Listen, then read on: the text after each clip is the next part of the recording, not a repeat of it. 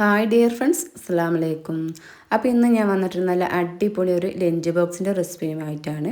അപ്പോൾ നമ്മുടെ കുട്ടികൾക്ക് സ്കൂളിലേക്കാണെങ്കിലും ജോലിയൊക്കെ ഉള്ളവർക്ക് പോകുമ്പോൾ കൊണ്ടുപോകാനാണെങ്കിലും പറ്റിയ അടിപൊളി ഒരു റെസിപ്പിയാണ് കേട്ടോ. അപ്പോൾ എന്തായാലും ട്രൈ ചെയ്ത് നോക്കണം. അപ്പോൾ ആദ്യം തന്നെ ഞാനിവിടെ ഒരു പാന് ചൂടാക്കുന്നുണ്ട്. അതിലേക്കൊരു 2 ടേബിൾ സ്പൂണോളം ഓയിൽ ഒഴിച്ച് കൊടുക്കുന്നുണ്ട് കേട്ടോ. ഇനി ഇതിലേക്ക് ഞാൻ കുറച്ച് ഉരുളൻകിഴങ്ങ് തൊലിയൊക്കെ കളഞ്ഞിട്ട് ചെറുതായിട്ട് കട്ട് ചെയ്തിട്ട് എടുത്തതാണ് കേട്ടോ. അപ്പോൾ ഈ ഒരു വലുപ്പത്തിലാണ് ഞാൻ ഈ ഒരു ഉരുളക്കിഴങ്ങ് കട്ട് ചെയ്ത് എടുത്തിട്ടുള്ളത്. അപ്പോൾ എണ്ണയൊക്കെ ചൂടായി വന്നിട്ടുണ്ട്. അപ്പോൾ അതിലേക്ക് ഞാനിത് അത്യാവശ്യം വലിപ്പമുള്ള ഒരു ഉരുളക്കിഴങ്ങാട്ടോ എടുത്തിട്ടുള്ളത്. അപ്പോൾ ചെറുതാണെങ്കിൽ രണ്ടെണ്ണമൊക്കെ എടുക്കാം കേട്ടോ. ഇത് അത്യാവശ്യം വലിപ്പമുള്ളത് കൊണ്ട് ഞാൻ ഒരെണ്ണം എടുത്തത്.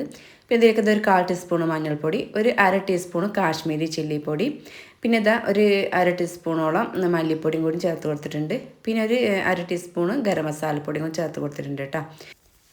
ഇനി ഇതിലേക്ക് ആവശ്യമായിട്ടുള്ള ഉപ്പും കൂടിയും ചേർത്ത് കൊടുക്കുന്നുണ്ട്. ഇനി ഇത് നമുക്ക് നന്നായിട്ട് തന്നെ ഒന്ന് ഇളക്കി കൊടുക്കാം. അപ്പോൾ ഈ ഒരു എണ്ണയിൽ കിടന്നിട്ട് തന്നെ നമ്മുടെ ഈ ഒരു ഉരുളക്കിഴങ്ങ് ഒന്ന് ഫ്രൈ ആയിട്ട് വരണം കേട്ടോ. അപ്പം നമ്മൾ ഈ ഒരു സമയത്ത് തീ നല്ല ലോ ഫ്ലെയിമിൽ ഇട്ടിട്ട് വേണം ഇതൊന്ന് ഫ്രൈ ചെയ്തെടുക്കാൻ വേണ്ടിയിട്ട്. അപ്പോൾ ചോറൊക്കെ കഴിക്കാൻ മടിയുള്ള കുട്ടികളാണെങ്കിൽ എന്തായാലും ഇതുപോലെ ഒന്ന് ട്രൈ ചെയ്ത് നോക്കാം കേട്ടോ. അങ്ങനത്തെ നമ്മുടെ ഉരുളക്കിഴങ്ങൊക്കെ ഒന്ന് ഫ്രൈ ആയി വന്നിട്ടുണ്ട്. അപ്പോൾ നമ്മൾ മീഡിയം ഫ്ലെയിമിൽ ഇട്ടതുകൊണ്ട് തന്നെ ഈ ഉരുളക്കിഴങ്ങൊക്കെ വെന്ത് കിട്ടും കേട്ടോ. അപ്പോൾ നമ്മുടെ ഉരുളക്കിഴങ്ങ് ഫ്രൈ ആയി വന്ന ഈ ഒരു സമയത്ത് നമുക്കിതിലേക്ക് ചിക്കൻ ഇട്ട് കൊടുക്കാം കേട്ടോ. അപ്പോൾ ചിക്കൻ ഞാൻ കുരുമുളകും ഉപ്പും കൂടി ഇട്ടിട്ട് വേവിച്ചതാണ്. അപ്പോൾ ഇതുപോലെ ചെറിയ പീസുകളാക്കിയിട്ട് കട്ട് ചെയ്തിട്ടാണ് വേവിച്ചെടുത്തിട്ടുള്ളത്. അപ്പോൾ ഈ ചിക്കനും കൂടി ഞാൻ ഇതിലേക്ക് ഇട്ട് കൊടുക്കുന്നുണ്ട്. ചിക്കൻ ഞാൻ എല്ലില്ലാത്ത പീസാണ് എടുത്തിട്ടുള്ളത് കേട്ടോ. അപ്പോൾ അത് ഒരു കപ്പോളം എടുത്തിട്ടുണ്ട്. അപ്പോൾ അത് ഇതിലേക്ക് ഇട്ട് കൊടുത്തിട്ട് നന്നായിട്ട് അതിനൊന്ന് മിക്സ് ആക്കി എടുക്കുന്നുണ്ട്. അപ്പോൾ ഈ ഒരു മസാലയൊക്കെ നമ്മുടെ ഈ ചിക്കനിലേക്കും ഒന്ന് ആകുന്ന രീതിയിൽ നന്നായിട്ട് അതിനൊന്ന് മിക്സ് ആക്കി എടുക്കുന്നുണ്ട്. ഇനി ഇതിലേക്ക് കുറച്ച് കുരുമുളക് പൊടി ചേർത്ത് കൊടുക്കുന്നുണ്ട്. അപ്പോൾ ഈ ഒരു സമയത്ത് നമ്മൾ എരിവൊക്കെ നോക്കുക. എരിവ് കുറവ് തോന്നുകയാണെങ്കിൽ ഇതുപോലെ കുറച്ച് കുരുമുളക് പൊടിയും കൂടി ചേർത്ത് കൊടുക്കുക കേട്ടോ. അപ്പോൾ ഞാൻ ഒരു 1/2 ടീസ്പൂണോളം കുരുമുളക് പൊടി ചേർത്ത് കൊടുത്തിട്ടുണ്ട്. എന്നിട്ട് ഒന്നും കൂടി ഒന്ന് മിക്സ് ആക്കി എടുക്കുന്നുണ്ട്. ഇനി നമുക്കിത് മാറ്റി വെക്കാം. പിന്നെ വേറൊരു പാൻ എടുത്തിട്ട് അതൊന്ന് ചൂടാക്കുന്നുണ്ട്. ഇതിലേക്ക് ഒരു 2 ടേബിൾ സ്പൂണോളം ഓയിൽ ഒഴിച്ച് കൊടുക്കുന്നുണ്ട്. ഇനി ഇതിലേക്ക് ഞാൻ പൊടിയായിട്ട് അരിഞ്ഞിട്ടുള്ള വെളുത്തുള്ളിയാണ് ഇട്ട് കൊടുക്കുന്നത്. ഒരു 3-4 അല്ലിയോളം എടുത്തിട്ടുണ്ട് കേട്ടോ. അത് ഇതുപോലെ പൊടിയായിട്ട് അരിഞ്ഞതാണ്. അത് ഈ ഒരു എണ്ണയിലേക്ക് ഇട്ട് കൊടുത്തിട്ട് നമുക്കിതൊന്ന് ഈ ഒരു വെളുത്തുള്ളിയുടെ ഒരു പച്ചമണമൊക്കെ ഒന്ന് മാറുന്നത് വരെ ഒന്ന് വഴറ്റി കൊടുക്കാം.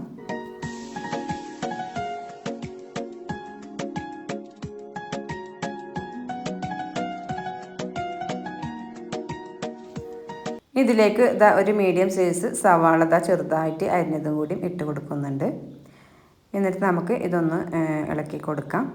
അപ്പം നമ്മുടെ ഈ ഒരു സവാള നന്നായിട്ട് തന്നെ വഴന്ന് കിട്ടണം കേട്ടോ. അപ്പോൾ അതുവരെ നമുക്കൊന്ന് ഇളക്കി കൊടുക്കാം.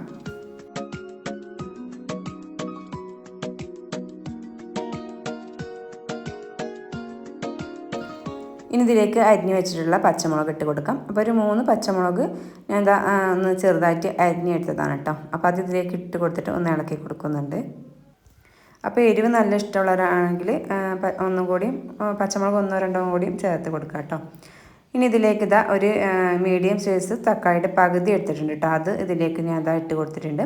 അപ്പോൾ ചെറുതാണെങ്കിൽ മുഴുവനായിട്ടും അരിഞ്ഞിട്ടിട്ട് കൊടുക്കാം. അപ്പോൾ ഇത് അത്യാവശ്യം വലിപ്പമുള്ള തക്കാളിയായിരുന്നു. അപ്പോൾ അത് ഞാൻ അതിൻ്റെ പകുതിയാണ് എടുത്തത് കേട്ടോ.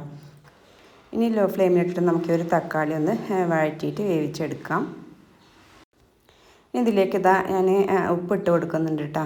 അപ്പോൾ അതിലേക്ക് ആവശ്യമായിട്ടുള്ള ഉപ്പും കൂടി ഇട്ട് കൊടുത്തിട്ട് പിന്നെ അതിലേക്ക് ഞാൻ ഒരു ടേബിൾ സ്പൂണോളം ചിക്കൻ്റെ മസാല ഇട്ട് കൊടുത്തിട്ടുള്ളത്. ചിക്കൻ മസാല ഇട്ട് കൊടുത്തിട്ട് ഒന്ന് നന്നായിട്ട് തന്നെ ഒരു പൊടിയുടെ ഒരു പച്ചമണം മാറി വരുന്നുണ്ട് വഴറ്റി കൊടുത്തിട്ടുണ്ട്. ഇനി നമ്മൾ ഫ്രൈ ചെയ്ത് മാറ്റി വെച്ചിട്ടുള്ള ഒരു ചിക്കനും ഉരുളക്കിഴങ്ങും ഒക്കെ നമുക്ക് ഇതിലേക്ക് ഇട്ട് കൊടുക്കാം. എന്നിട്ട് നന്നായിട്ട് ഒന്ന് മിക്സ് ആക്കി എടുക്കണം. ഒരു മസാലയും ഈ ഒരു ചിക്കനും ഉരുളക്കിഴങ്ങും കൂടിയിട്ടൊന്ന് നന്നായിട്ട് തന്നെ ഒന്ന് മിക്സ് ആക്കി എടുക്കുക. ഇനി ഇതിലേക്ക് വേവിച്ച് വെച്ചിട്ടുള്ള ഒരു റൈസ് ഇട്ട് കൊടുക്കുക. അപ്പോൾ ഞാനിവിടെ കൈമ റൈസാണ് എടുത്തിട്ടുള്ളത് കേട്ടോ. അപ്പോൾ നമുക്ക് ഏത് അരി വെച്ചിട്ടും ഈ ഒരു റൈസ് ഉണ്ടാക്കിയെടുക്കാൻ പറ്റും. അപ്പോൾ വേണമെങ്കിൽ നിങ്ങൾക്ക് ബസ്മതി റൈസൊക്കെ ഉണ്ടെങ്കിൽ അത് വെച്ചിട്ടും ഉണ്ടാക്കിയെടുക്കാം കേട്ടോ. അപ്പോൾ ഇവിടെ നീളത്തിലുള്ള അരി അങ്ങനെ വലിയ ഇഷ്ടമല്ല എല്ലാവർക്കും. അപ്പോൾ അതുകൊണ്ട് ഇവിടെ കൈമ റൈസാണ് എടുത്തിട്ടുള്ളത്. അപ്പോൾ അത് ഞാൻ ആദ്യം തന്നെ ഒന്ന് വേവിച്ച് വെച്ചതാണ്. കുറച്ച് ഉപ്പും ചെറുനാരങ്ങയുടെ നീരും പിന്നെ ഒരു 2 പട്ടയും ഏലക്കൊക്കെ ഇട്ടിട്ട് വേവിച്ച് വെച്ചതാണ് കേട്ടോ. അപ്പോൾ അത് ഇതിലേക്ക് ഇട്ട് കൊടുക്കുന്നുണ്ട്. അപ്പോൾ ഒരു 3 കപ്പോളം റൈസാണ് ഇതിലേക്ക് ഇട്ട് കൊടുത്തിട്ടുള്ളത്.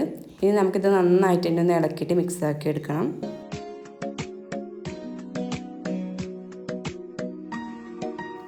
ഇനി ലാസ്റ്റായിട്ട് ഞാൻ ഒരു പിടി മല്ലിയിലയും കൂടി ഇട്ട് കൊടുക്കുന്നുണ്ട്. പിന്നെ 1 ടീസ്പൂണ് വിനെഗറും കൂടി ഒഴിച്ച് കൊടുക്കുന്നുണ്ട്. അപ്പോൾ വിനെഗർ കൂടി പോകരുത്. ഇനി നമുക്കൊന്ന് ഇളക്കി കൊടുക്കാം. അപ്പോൾ നല്ല അടിപൊളി റൈസാണ് കേട്ടോ. അപ്പോൾ എന്തായാലും എല്ലാവരും ഒന്ന് ട്രൈ ചെയ്ത് നോക്കണം. അപ്പോൾ സ്കൂൾ കുട്ടികൾക്കാണെങ്കിലും ജോലിക്ക് പോകുന്നവർക്കാണെങ്കിലും വളരെ എളുപ്പത്തിൽ നമുക്ക് ഉണ്ടാക്കിയെടുക്കാൻ പറ്റിയ ഒരു റൈസിൻ്റെ റെസിപ്പിയാണ്.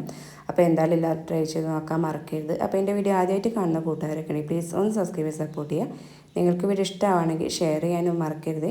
ഇനി പുതിയൊരു അടിപൊളി വീഡിയോയുമായി വരുന്നത് എല്ലാവരോടും ബൈ.